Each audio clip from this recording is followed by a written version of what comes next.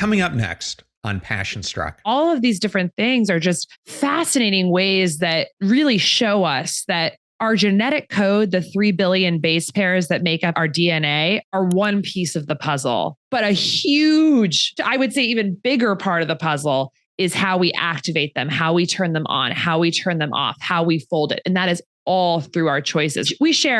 I think we share between 96 or 99% of our genome is like shared with dogs and almost every other land animal we see. So it's not just about the actual sequence. It's a lot about how it's expressed. And so I focus a lot on the fact that is where we should really focus our energy, because that is totally in our control. Welcome to Passion Struck. Hi, I'm your host, John R. Miles, and on the show, we decipher the secrets, tips, and guidance of the world's most inspiring people and turn their wisdom into practical advice for you and those around you. Our mission is to help you unlock the power of intentionality so that you can become the best version of yourself. If you're new to the show, I offer advice and answer listener questions on Fridays. We have long-form interviews the rest of the week with guests ranging from astronauts to authors, CEOs, creators, innovators, scientists, military leaders, visionaries, and athletes. Now, let's go out there and become Passion Struck.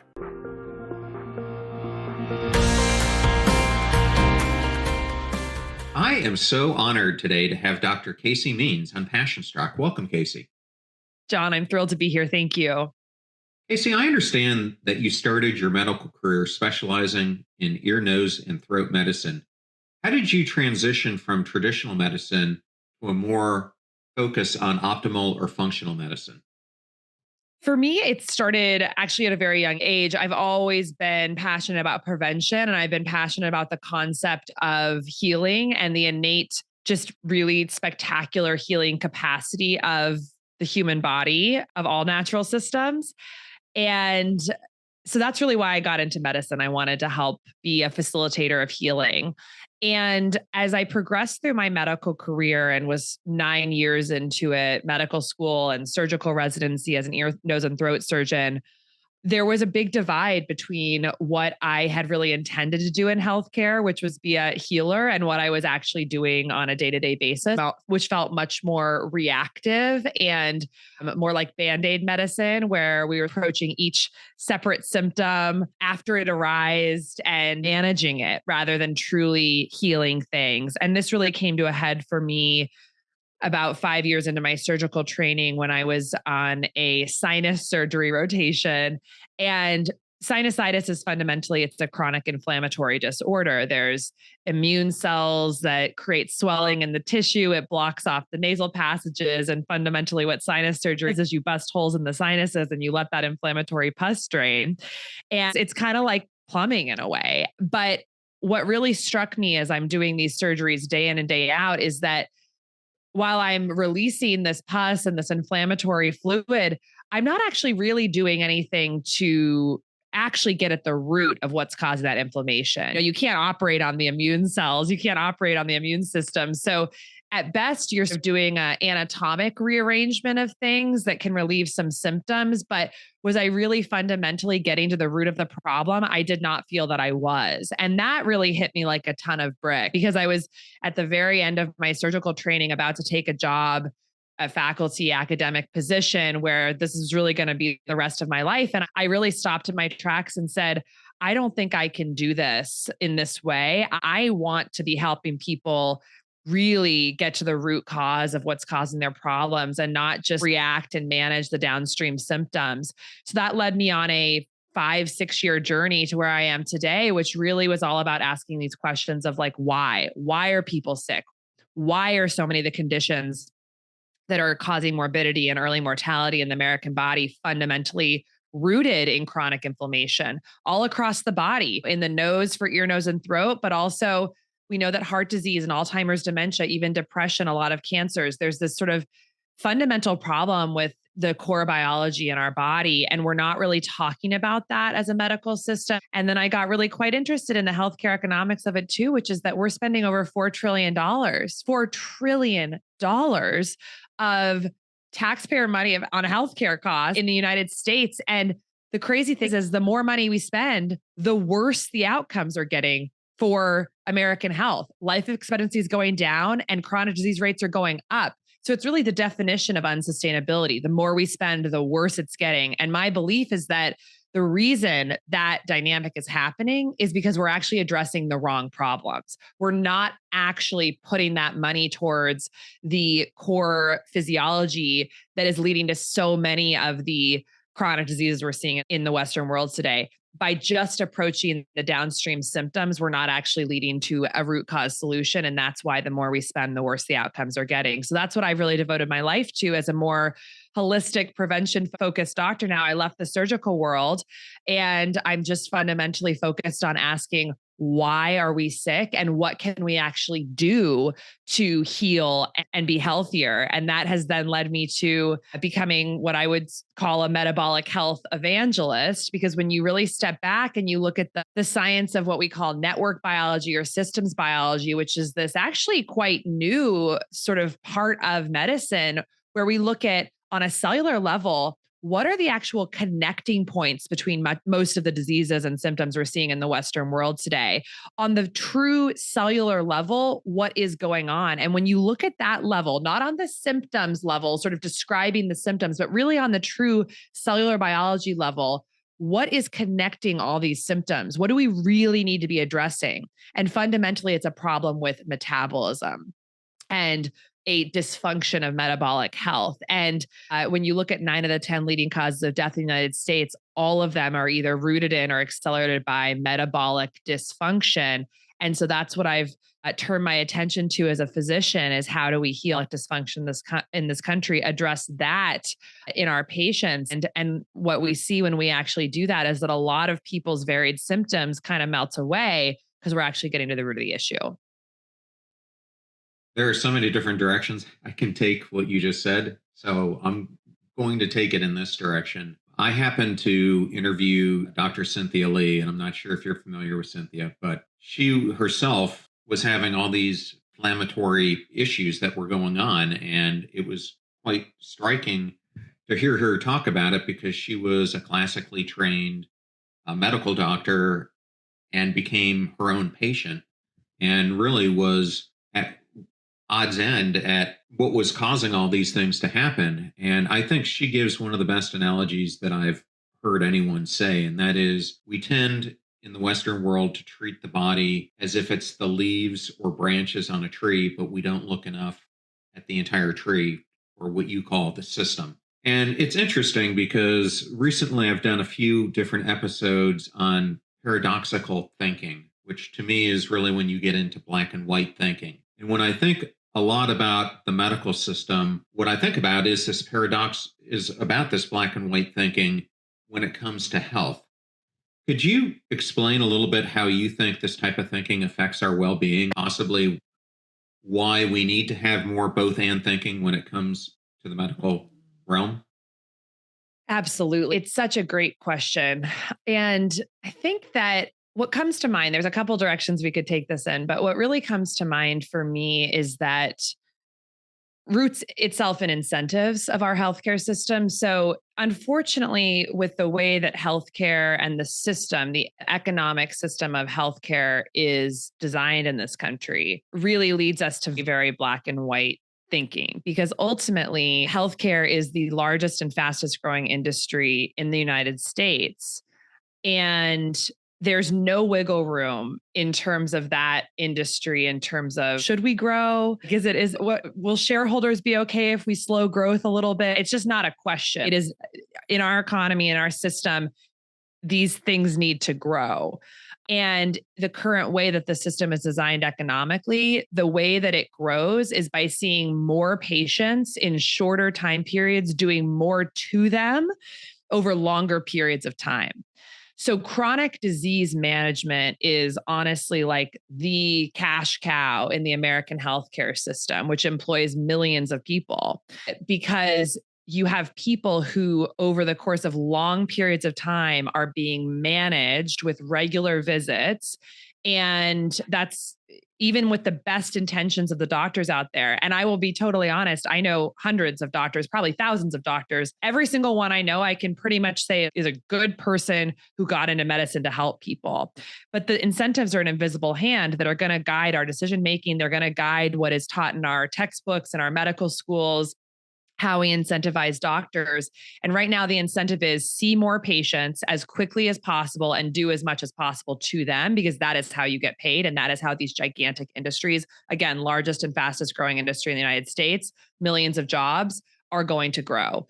So what you've got is a very black and white system where anything that's focused on prevention or root cause healthcare or seeing things holistically or treating the trunk of the tree, as Dr. Lee talks about, that's actually honestly become pro bono work. You have to do that out of the goodness of your heart. You're not going to get paid for it. And so it's a very odd system that drives people towards reactionary medicine and long-term management and not really towards prevention and root cause thinking. So I think that's one thing that comes to mind when we're talking about black and white.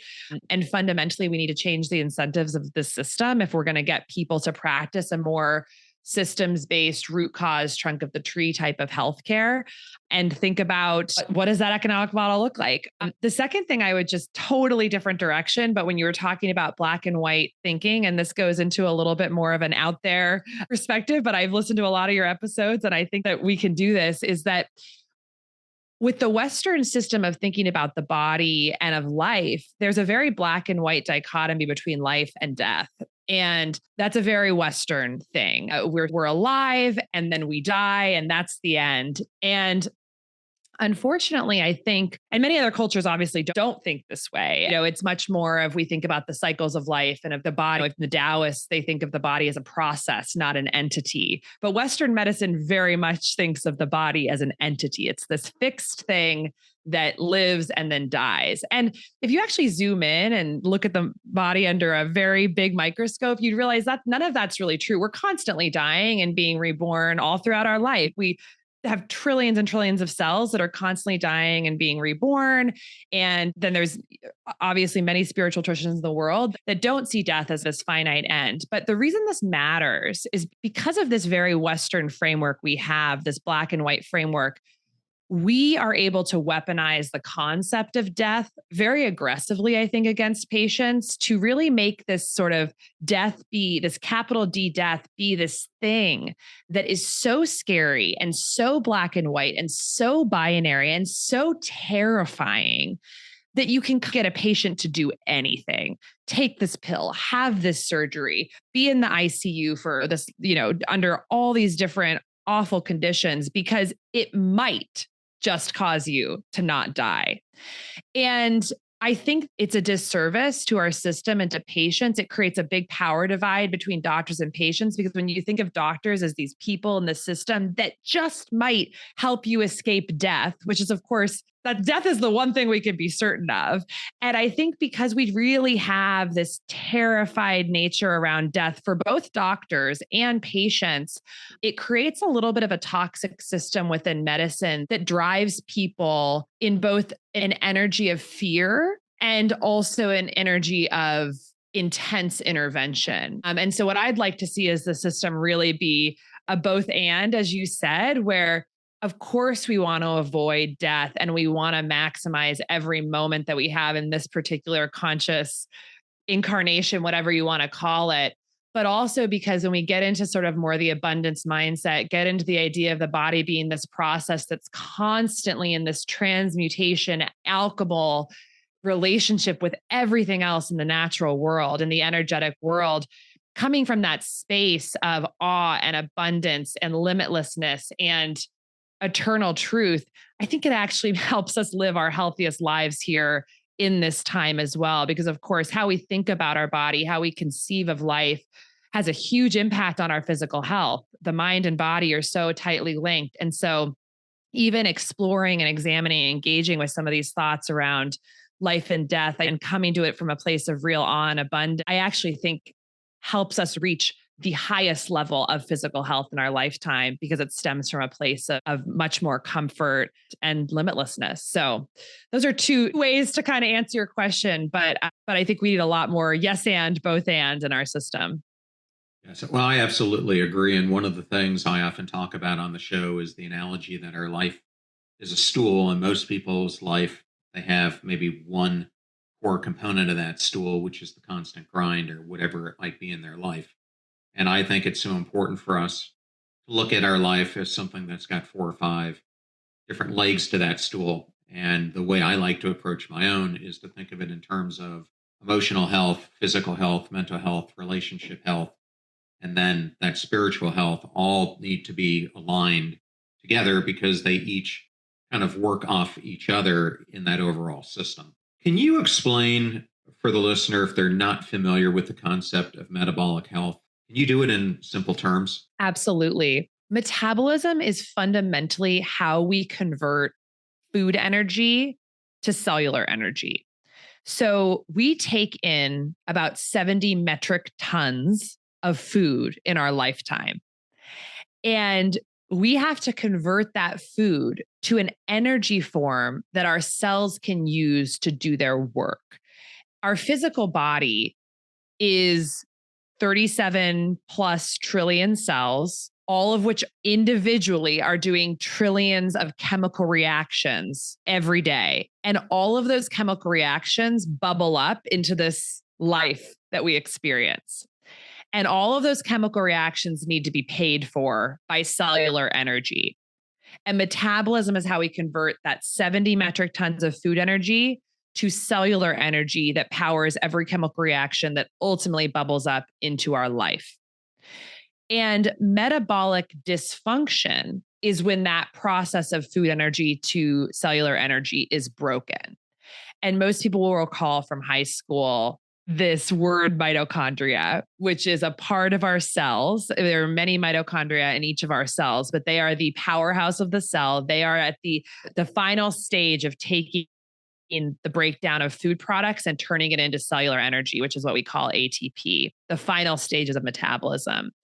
And right now in the American body, 93.2% of American adults have a metabolic problem.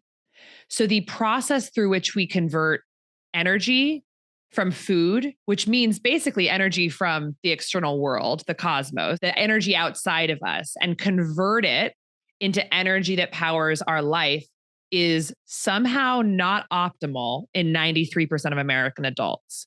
And that is research that came out a couple of years ago. Basically, the way they looked at that was showing that at least 93.2% of American adults have at least one biomarker of metabolic dysfunction, some signal that this process is not going perfectly.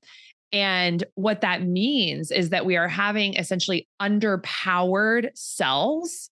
And if you think of any underpowered machine, if you think of every cell as like a little city, a little factory, a little machine, anything that doesn't have enough power is going to become dysfunctional, like a sputtering car or a dysfunctional factory. And that's basically what's happening with our cells. And we have over 200 different types of cells in our body, which is so cool because, of course, we came from one cell and now we have 37 trillion cells, or that's the rough estimate, and 200 plus different types that all came from one. But you can imagine if a ovarian cell is underpowered, it would look like some set of symptoms like infertility or menstrual irregularity or hormone dysfunction. And if a brain cell is underpowered, metabolically dysfunctional, well, depending on which brain cell it is, it could look like a lot of different things. It could look like migraines, chronic pain, fibromyalgia, Alzheimer's, dementia, neurodevelopmental disorders, depression or anxiety. And interestingly, both infertility and all those brain diseases that I just said, all we now know have an element of metabolic dysfunction. Different cell types, underpowered, can look like different things. And the way we treat medicine now is we take each of those different things, all those different brain disorders, infertility caused by theca cell dysfunction in the ovaries, and then take any other example, fatty liver disease, stroke, heart disease, diabetes, obesity, peripheral vascular disease, chronic kidney disease. You take all these different things and you look at them and they all look so different. because the cell type is different. But if you zoom in on what's happening inside the cell, what we know now from the most recent research is that actually in each of those cells, there is likely a metabolic problem, an underpowering mitochondrial dysfunction. And so the reason this is happening is because over the last 100 or so years, as our lifestyle has so rapidly changed over the course of human history, the changes that have happened in the last 100 years have been so dramatic. The industrialization, the 80,000 plus synthetic chemicals that are now created in factories that live in our food, water, air, personal care products, the technology that's interrupted our sleep and caused chronic low grade stress and made us more sedentary, the changes in our professional lives. It used to be that over 50% of the country was involved in agriculture on their feet all day. Now it's less than 1%. We're knowledge workers. So much has changed across industrialized food, less sleep, more chronic low grade, constant low grade stress, deeply sedentary lifestyles, environmental toxins, artificial light, microbiome decimation through chemicals and pharmaceuticals. So all of these different vectors have changed exponentially in the past 100 years. And all of those different vectors uniquely hurt our mitochondria. And that is why so many Americans have metabolic dysfunction right now. And so what we're looking at is a chronic disease epidemic. We see all these different chronic diseases: cancer, heart disease, stroke, Alzheimer's, dementia, type 2 diabetes, fatty liver disease, obesity, et cetera, depression, anxiety, chronic pain. And it looks really overwhelming. But the secret that is my life's work to get out there is that it's not actually as overwhelming as it seems. It's very predictable. These very well understood lifestyle factors are very uniquely hitting a key part of our cell that makes energy. This is causing a lot of cellular dysfunction that looks like a lot of different symptoms of diseases. And we have to fix the metabolic dysfunction. And we can greatly transform the health and thriving and prosperity of the human body. But on backing up again on that's the sort of biology of what's happening right now in our Western industrialized world. But it is also a spiritual crisis because we are underpowered bodies. We are dim. Our life force, which comes from how we make energy in the body, it is dimmed because of metabolic dysfunction, because of mitochondrial dysfunction. And the way in which we convert external energy, cosmic energy, food energy, all these different forms of energy that we can take into our being, into our body, and convert into life force, into cellular energy, that process is now blocked in some way. We have mitochondrial dysfunction is basically, you can think of it as a veil, a block between our ability to just flow energy from the outside world through our inside world to help reach our highest potential. And that is now being blocked because of metabolic dysfunction. So we have to fix this for our human potential, our spirit. We have to fix this for our bodies. We have to fix this because it's going to create insolvency. It is creating insolvency in our economy. It's really, I believe, the first order issue that we're facing in society today, because all human behavior, all societal issues, they ultimately come from human behavior. And right now, the human body is metabolically dysfunctional. And that's what healthcare needs to shift its focus on if we're going to make any progress. Yeah, I remember interviewing both Kara Fitzgerald, who you probably know, and then I interviewed Katie Milkman, who's a behavioral scientist. And both of them cited the same study, which is that somewhere between 20 to 40% of our lives, or what they said was around 60 to 66% of the US population, that 20 to 40% of our life is spent with 1 to 2 chronic diseases, which to me is not the way any of us wants to live, especially that latter portion of our lives, which is why it's so important to balance this health span with your lifespan and to elongate both. I've recently been rereading Limitless by Jim Quick because I've got him coming up in an episode and I'm trying to brush up. And one of the things I was reading about today was where he starts talking about for such a long time, people believe that their IQ or their brain power was fixed and it was just who they are. But we've learned that it's not fixed and you have the opportunity to enhance it. I think in the same way, many people believe that our health is fixed based on the genetics that we were born with. How can we balance genetic predisposition with lifestyle choices to erase or to alter that path that I described? Mm. Well, this brings me back to something that originally inspired me. Actually, when I was a college student, I'm like 18 years old, freshman at Stanford. And there were two things happening during that time. It was around 2005, which was the Human Genome Project was wrapping up, and 23andMe was just founded. And this was both happening very right around me. And I was studying genetics. And so it was an exciting time. But I think my biggest takeaway from that time was this study of nutrigenomics, which was essentially this concept that many of the chemicals and the natural chemicals, the naturally occurring molecules in food that we eat actually go into our bodies, are broken down, and can change our genetic expression.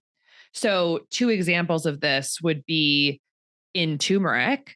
There's the substance called curcumin, which you can buy as a capsule as well. But curcumin actually goes into our cells and changes a genetic pathway called NF kappa B, which is our master inflammatory pathway, and causes it to be less expressed.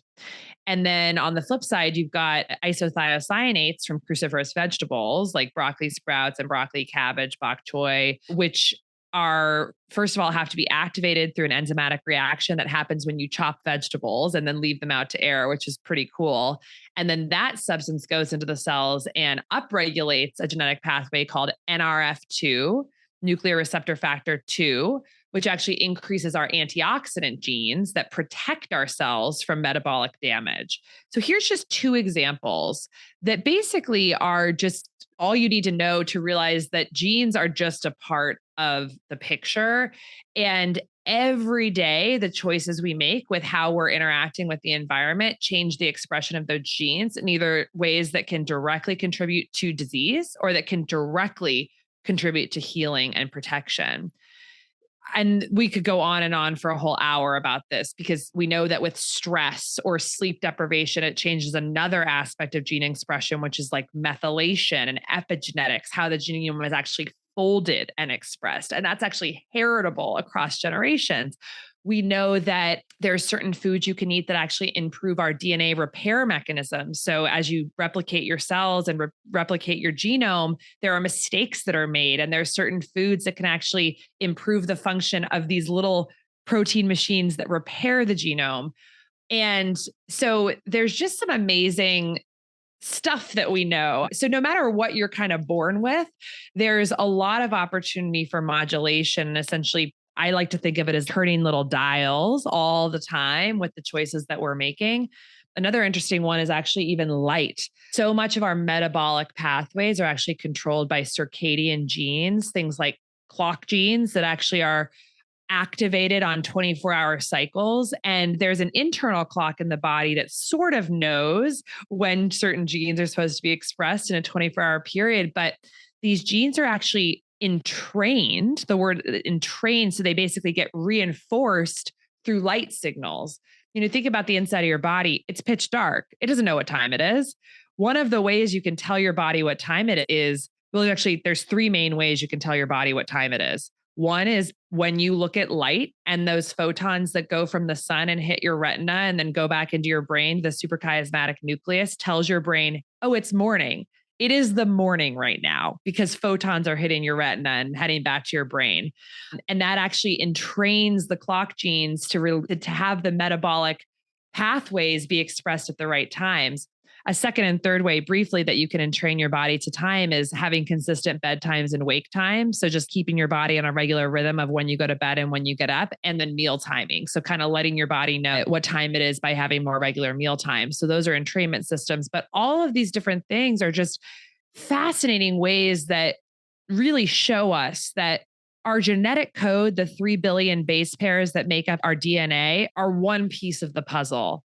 But a huge, much, I would say even bigger part of the puzzle is how we activate them, how we turn them on, how we turn them off, how we fold it. And that is all through our choices. I think we share 99% of our genome with, I could be wrong about it. It's either between 96 or 99% of our genome is like shared with dogs and almost every other land animal we see. So it's not just about the actual sequence. It's a lot about how it's expressed. And so I focus a lot on the fact that is where we should really focus our energy because that is totally in our control. 50 years ago, less than 1% of the human population had type 2 diabetes. Now, 13% of Americans have type 2 diabetes and 50% of American adults have prediabetes or type 2 diabetes.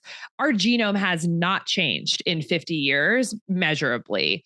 However, the environment has changed massively, and we call this an obesogenic environment. 74% of the United States is overweight or obese. These numbers were single digits 100 years ago. Obesity was barely even described over 100 years ago. And so a lot of people talk about this concept of obesity being genetic, and we have to be careful with our words because sure, there are genes that are being expressed that are promoting obesity, but they are being expressed because of the relationship between those genes and the obesogenic environment. And there's nothing we can do right now about the genes. So we should focus a huge amount of our energy on the environmental factors that are unlocking the potential of those genes to basically 3D print fat in our bodies. I just look at the whole genetic conversation as which aspects of it can we be empowered by and just focus a lot. But we need to be focusing a lot more of our attention on that and how to understand and turn the knobs that essentially generate and create health in our bodies. Yeah, I just always go back to the fact that for and millennia, really, we were hunter gatherers. And so the body got used to intermittent fasting because it had to, because we were out there hunting or foraging for our meals. And when we did eat, so much of it was a plant based diet because that was what was available to us. And our bodies were so much, in many ways, better regulated because of that.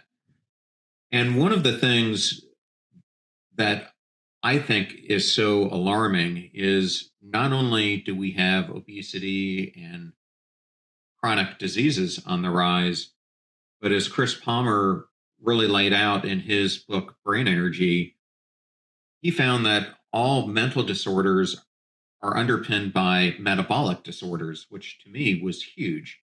And I want to ask you this in the flip side way, and that is, how does the mind control metabolism? And what role does our mental state play in our overall health? Because he showed that our metabolism impacts our mental health, but also our mind impacts our metabolism and our overall health. Yeah. I think at the highest level, the way I would frame that is that your cells, in a sense, hear every thought that you're having through our biochemistry, through the way that those thoughts transmit through nerve impulses and transmit through hormonal signals. If you have a stressful thought, your body will likely release certain stress hormones that bathe your cells in a chemical signal that will change the biology of those cells.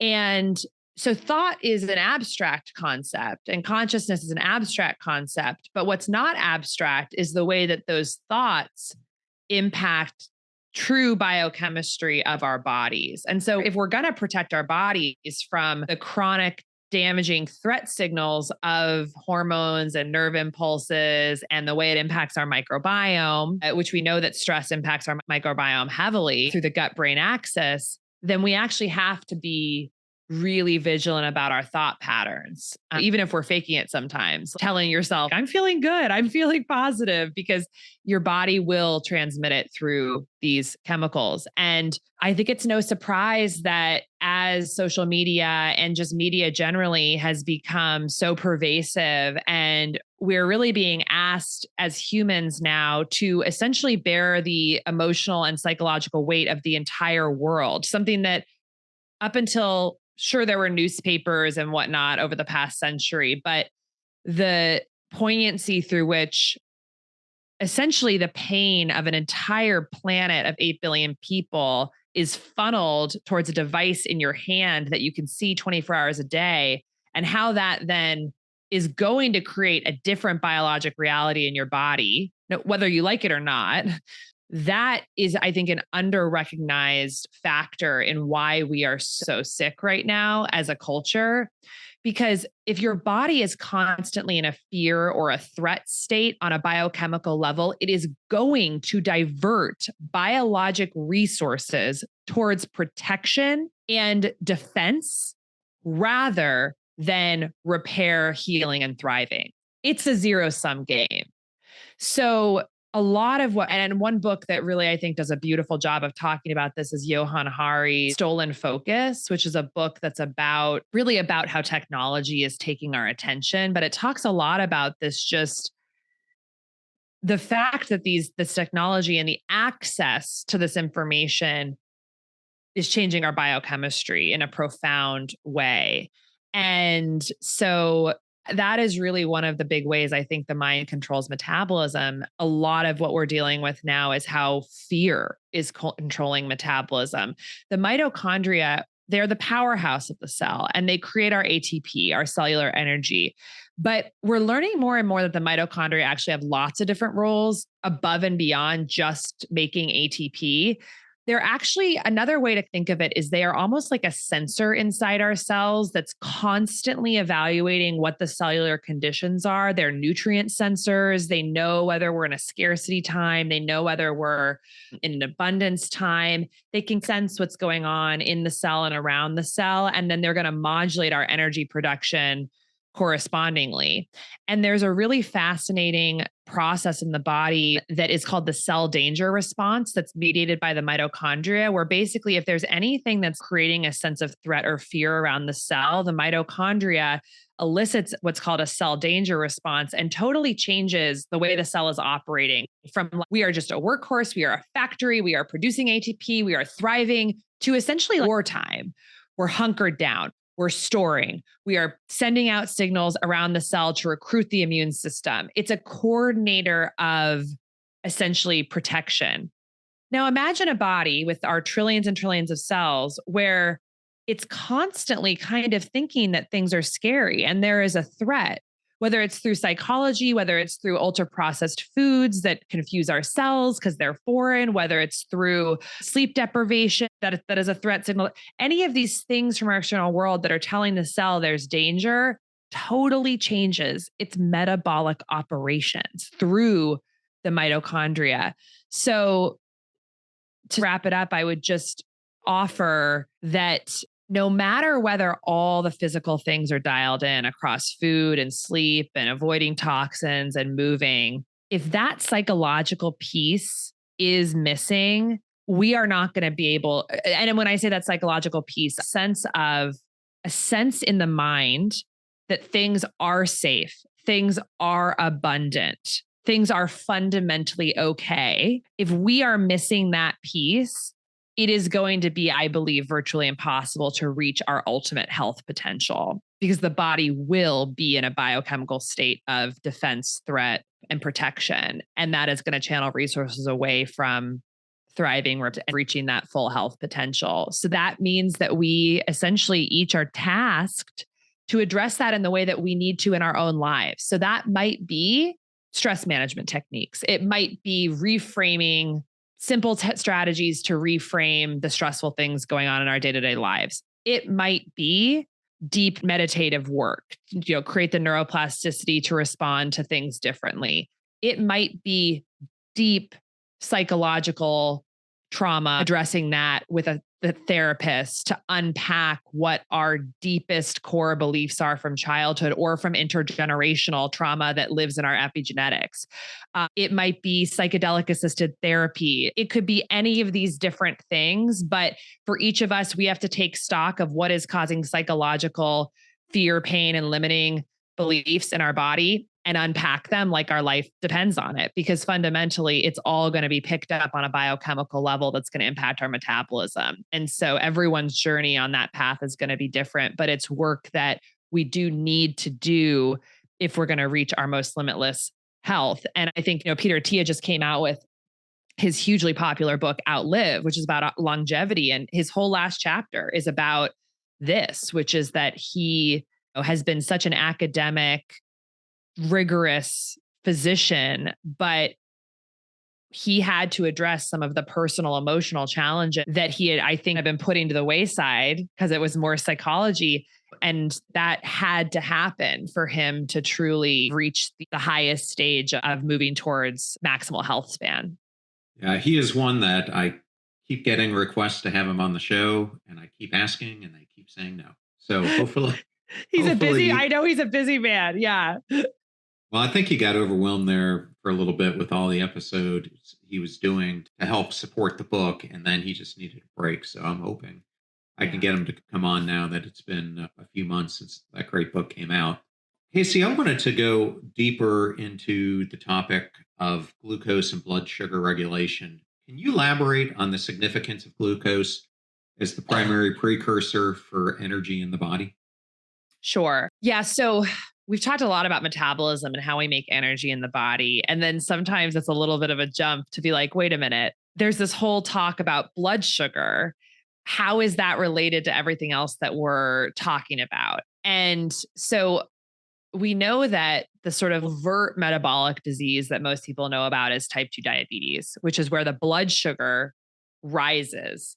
And sugar, glucose, is one of those food molecules that can be converted to cellular energy. So it's a little bit confusing because wait, if the blood sugar is high in people's bodies, wouldn't we expect we'd make more energy because we have more glucose around? But that's not the way it works. So the way to think about it is that let's go back to the cell and back to the mitochondria. And you've got this mitochondria that has to convert food energy to cellular energy. And one of the food energies it can convert to cellular energy is glucose. And one of the other things it can convert is fat. So fat and glucose can be converted to cellular energy.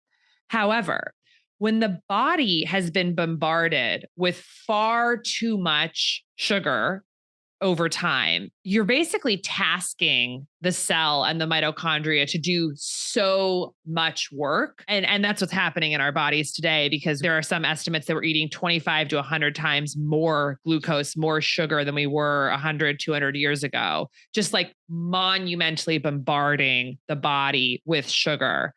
And you can imagine if this mitochondria is a little machine that's tasked to convert that to ATP, it can't do it. It's going to get overwhelmed. And the mitochondria, when it is overburdened, is going to release damaging byproducts like exhaust, which the word for that is free radicals or oxidative stress. And so you've got this system where you've got the cell is totally bombarded with way too much energy to convert food energy to convert to cellular energy. It gets overwhelmed. It creates damaging byproducts. That creates even more cellular dysfunction. And the cell, in its infinite wisdom, is we cannot take more of this glucose up into the cell because we can't process it. So that leads to a block of sugar getting into the cell. And that's called insulin resistance. That is the physiology of why blood sugar rises, because it can't get in. The in is we're full, we can't deal with this. We're not letting into the cell anymore. So as we see blood sugar levels rising, that is a sign of an internal problem within the cell, and the cell responding to protect itself by blocking more sugar from getting in. And that's why blood sugar is an excellent biomarker to track, because if it starts creeping up in the bloodstream, it's a clear sign that there is cellular dysfunction going on the metabolic level and that we need to address that. And the way we need to address it is by creating conditions where the mitochondria is essentially more able to do its work. So that might mean really reducing a lot of the sugar from the diet to free up the mitochondria to do its best work and to not be so overburdened. But it's also doing all the other things in our lifestyle that protect the mitochondria, like reducing the chronic stress and reducing the synthetic environmental toxins that directly harm the mitochondria, and getting more sleep so that you can clear out the waste products from the cell, eating more antioxidants to protect that cell from that oxidative stress and that free radical damage. It's supporting the microbiome with fiber. The microbiome actually creates these protective molecules called short chain fatty acids that help the mitochondria with their efficiency. It's exercising, which is one of the best signals to the mitochondria to replicate, to get rid of the old sort of damaged mitochondria and to actually become more efficient. So there's this element of, and the way I think about it is as a human, as a complete body with all these little cells inside of me, I'm a parent to all my 37 trillion cells. And right now, when you see the blood sugar going up, it's a sign that these little mitochondria and all your cells are suffering. So then, how do you take stock of your life and think about all the levers that impact mitochondrial health and essentially chip away at making them better, free up that part of the cell to do its best work? And what you'll find is that as you improve those factors, blood sugar typically comes down. And the reason for that is because the cells, again, are able to process more of that glucose and we become more metabolically functional and blood sugar improves. So that's kind of how I think about it. We talk a lot about insulin resistance and all these different concepts, but I hope that kind of creates a little clarity around it's a problem within the cell from an overburdened, damaged metabolic mitochondrial system that ultimately creates a protective response in the cell to block blood sugar from going in. And that's why blood sugar rises. And that's why it's important to track. And one of the best signs that you are metabolically functional is that your blood sugar is in a low and healthy range at baseline. And when your blood sugar goes up after a meal, it comes back down quite quickly because it's a clear sign that your cells are able to take up that glucose out of the bloodstream, process it, use it. Another sign of metabolic functionality, a general gestalt, is that you're at a healthy weight because as the mitochondria become dysfunctional and can't process all that glucose, the glucose has to go somewhere. So it goes into the bloodstream and rises, but it also gets converted to fat and gets basically stored as triglycerides that are either in the bloodstream or in fat cells.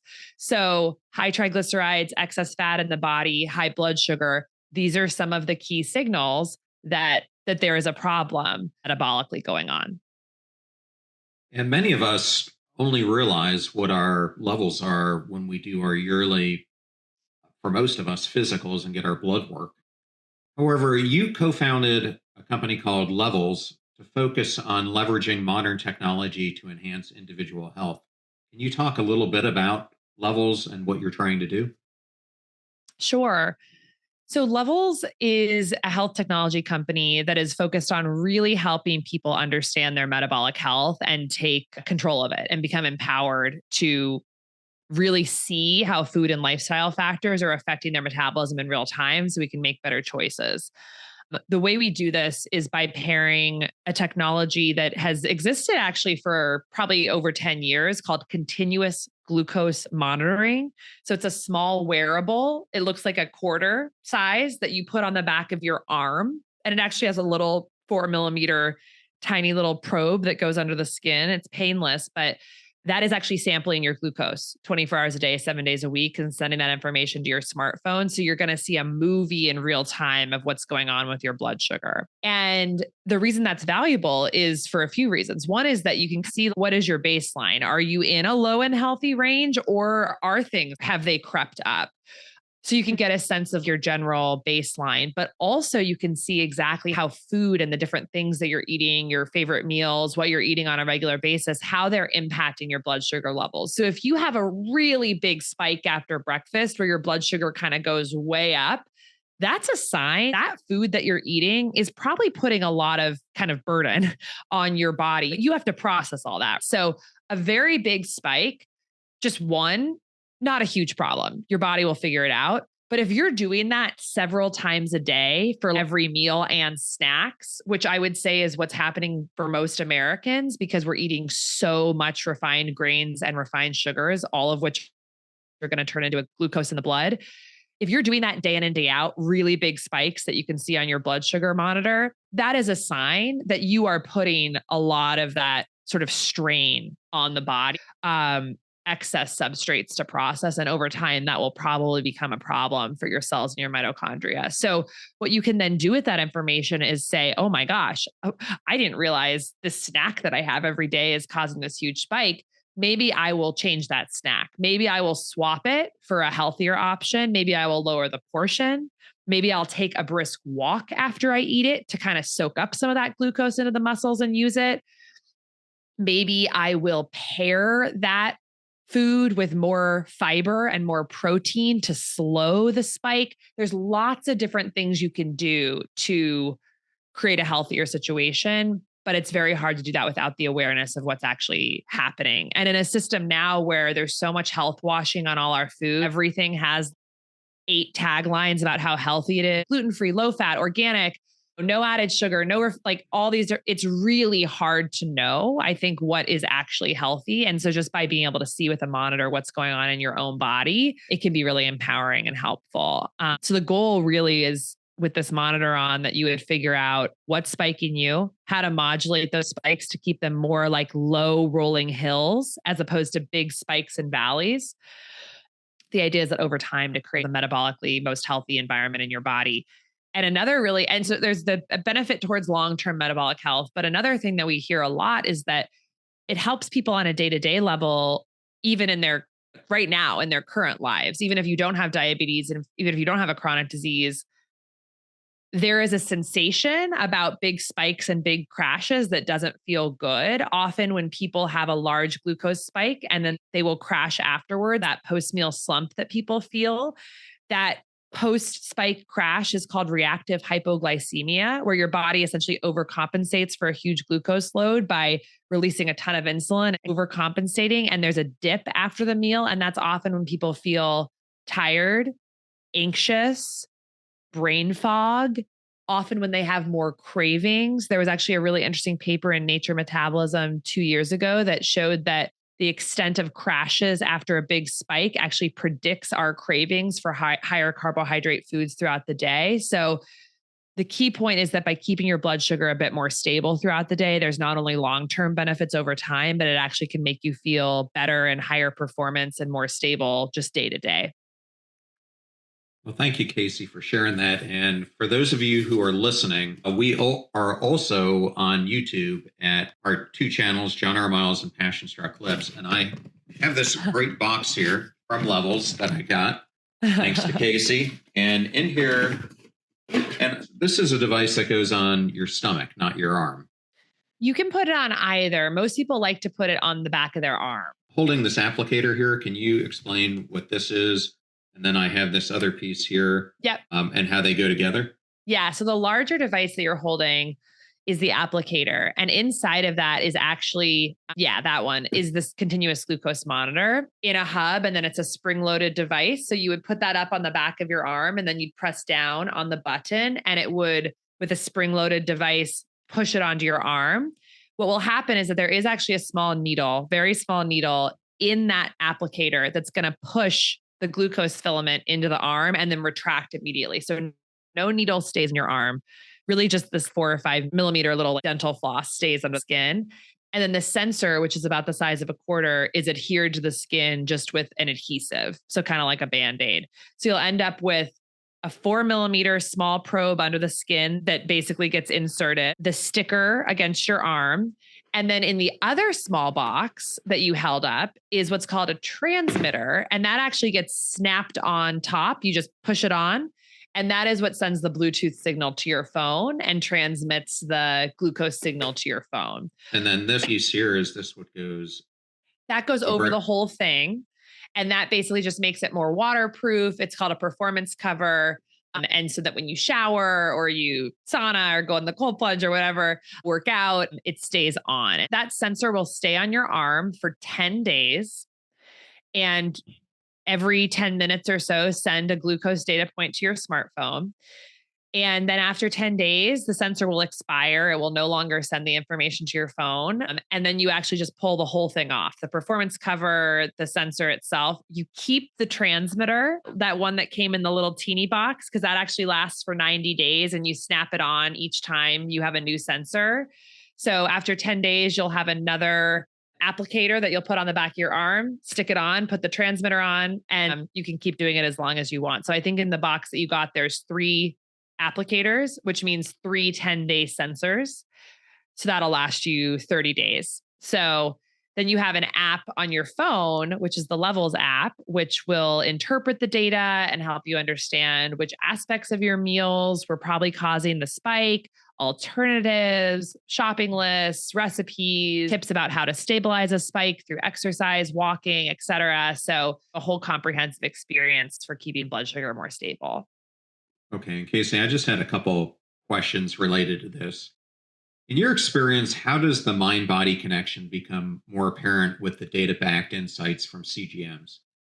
Certainly, the biggest way is that people will find that if they are stressed during the day psychologically, they will often see a glucose spike on their monitor. And that is often a really powerful breakthrough moment for people. We will hear about it often when people go on a podcast, when they're giving a talk in front of their work colleague, often if they're having an argument with a loved one or are in a heated driving situation, anything like we often hear things like this, that if people are feeling that sort of triggered sense of stress, it will show up as a glucose spike on their glucose monitor, even if they haven't eaten any food. And this is actually a really fascinating physiology that I'll describe very briefly, which is that when we release stress hormones into the bloodstream, like cortisol and catecholamines, it actually tells the liver, which the liver actually stores a small amount of glucose for emergency situations. If you need to run from a lion and you need glucose for your muscles or your brain, the liver stores a very small amount for moments like that. And stress hormones cause the release of it and store it in chains called glycogen, which are glucose chains.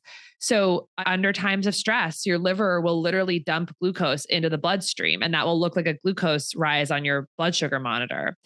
And in a situation historically where we actually did need to run from a threat and we did need to use our muscles, that could have been really useful.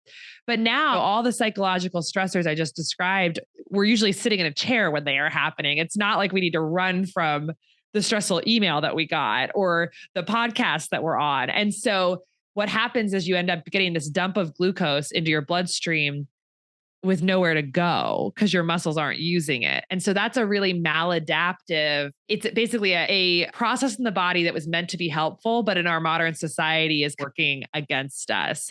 And so I think as a mindfulness tool, something really helpful is to start identifying when you have these stress related spikes and tap into your toolbox of mindfulness techniques. This might be the time to take a few deep diaphragmatic breaths or do some visualizations or even repeat a mantra to yourself that you are safe. Create a different condition in the body that counteracts some of that stress hormone release, and even maybe do it in a proactive way before a situation in which you know it's going to be stressful. And so that's one of the ways that the glucose monitor can act as a mindfulness technique. Okay. And then I have two final questions for you, Casey. What do you see as the future of metabolic health? And how do you envision it shaping healthcare and wellness? Great question. So I think that there is definitely a metabolic tidal wave happening right now. It's happening outside the mainstream system, I would say, but it's Peter Tia, it's Dom D'Agostino, Ben Bickman, Jason Fung, Mark Hyman, Sarah Gottfried, Kara Fitzgerald, Terry Walls, David Perlmutter, these amazing thinkers who are writing books, doing podcasts, writing blog posts, have newsletters, they're on social, they're talking about metabolic health. And so I think that this is the start of something really big. As more people become aware of it, as people start asking their doctors for more metabolic testing, the doctors start hearing it more and more, and then they're going to become a little bit more aware. I think the doctors, unfortunately, are going to be kind of like the last to change because our healthcare system is so not focused on a root cause approach that it can seem a little bit like odd and threatening to the healthcare system. But I think it's going to be a bottoms up revolution. That's what I'm seeing happen.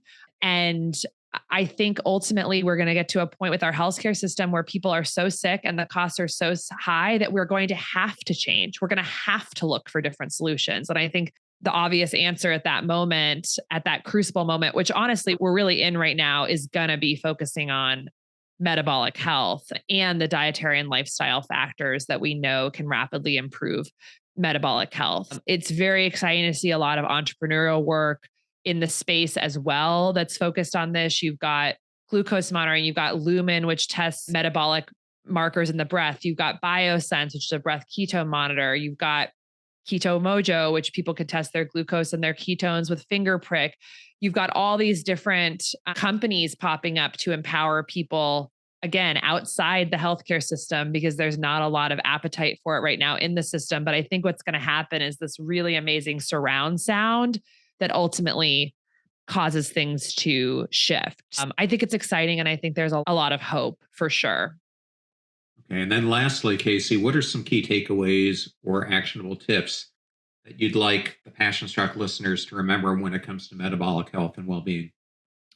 One is that when you're at the grocery store, if you're buying packaged food, I mean, we want to focus on whole, real food as much as humanly possible. And I think a key point I would tell people is a lot of people struggle with their love of food and they feel like it's really hard to eat healthy and it almost feels impossible to maintain a diet or this and that. But the biggest takeaway I would say is to eat as much real unprocessed food as you possibly can. So before eliminating anything, just focus on getting as much real, whole, unprocessed food you can as possible. So that basically means fruits, vegetables, nuts, seeds, beans, legumes, meat, chicken, eggs, fish, spices, like unprocessed food, because the body is brilliant and it has the most exquisite self-regulatory hunger mechanisms where basically if you give it real unprocessed foods, it will self-regulate hunger. It's the processed foods that have the refined grains, the refined sugars, the refined industrial seed oils, which make up now 68% of American calories come from ultra-processed foods, which are largely based on refined ultra-processed grains, refined sugars, and refined seed oils. It's those ingredients and so many of the additives that totally co-opt our satiety signals and basically make us feel endlessly hungry. And so the biggest life hack, and I'm someone who used to be 215 pounds, lost that weight through basically just focusing on putting as much real food in as I could, because when you do that, the body will self-regulate hunger. So that's just like one kind of thing that I would recommend and is not focused on deprivation. It's focused on putting the good stuff in. I would say, when you're looking at packaged foods, try and avoid any refined grains, refined sugars, added sugars, and seed oils. If you do that, if you limit those from packaged foods you're buying, you're going to end up with healthier stuff in your kitchen. An example of a processed food, for instance, that's quite healthy would be like flax crackers, flackers. They're in a bag, they're made in a factory, 100% organic seeds and spices. And so you can still buy packaged convenient food. Just try and get stuff that avoids added sugars, refined grains. So that's like flours and those refined industrial seed oils, soybean, canola, vegetable oil, safflower, et cetera. And then I'll give one more, which is just start incorporating walks after meals and start lifting heavy weights. If you like, those two things will make you feel better mentally, physically, help regulate blood sugar, and are free. Would recommend anyone listening to start bringing those into their lives. Okay. And Casey, if someone wants to learn more about you, what's the best place for them to go to do? Most of my content is actually on the Levels channel. So at Levels on Instagram and Twitter, and then levelshealth.com. We have an incredible blog where top metabolic health thought leaders are writing blog posts, guest posts. We have lots of shopping lists, recipes. That's levelshealth.com/blog. And our newsletter also puts a lot of that out. And then I'm at Dr. Casey's Kitchen on Instagram and Twitter. And then I'm coming out with a book in May of next year, May 14th of next year, called Good Energy, which is all about how to improve and understand metabolic health. So those are the best ways to find me and find our work at Levels. Well, congratulations on your book launch. I have one coming out in February myself. I know how exciting a time that is. Yes, Passion Struck. I can't wait to read it. Well, Casey, thank you so much for saying that and so much for coming on the show. It was such a joy to have you. Thank you.